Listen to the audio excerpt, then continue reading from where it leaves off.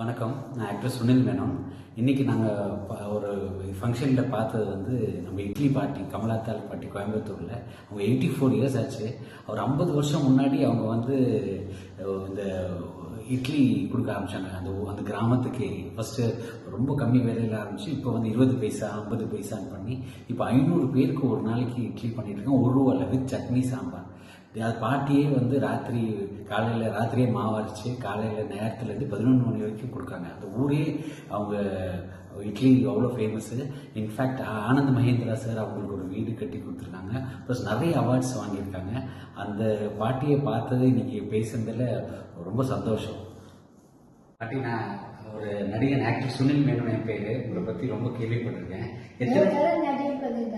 Okay, யாருன்னு பாட்டி? எவ்வளோ வருஷம் ஆச்சு பாட்டி நீங்க தொடங்கி? 50 வருஷமா? எப்படி தொடங்குனீங்க?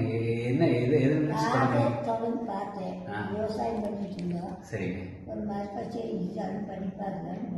அப்ப தொடங்கும் போது எத்தனை இட்லியில ஆரம்பிச்சீங்க? 50 இட்லியில இது பண்ணீங்க. 50 பைசா, 20 பைசா, 50 பைசா. இப்போ வந்து ₹1. அப்ப இட்லி கூட சட்னி சாம்பார் எல்லாம் வச்சு எத்தனை பேர் கொடுக்குறீங்க பாட்டி? இதுல நல்ல உதவி பண்றாங்க.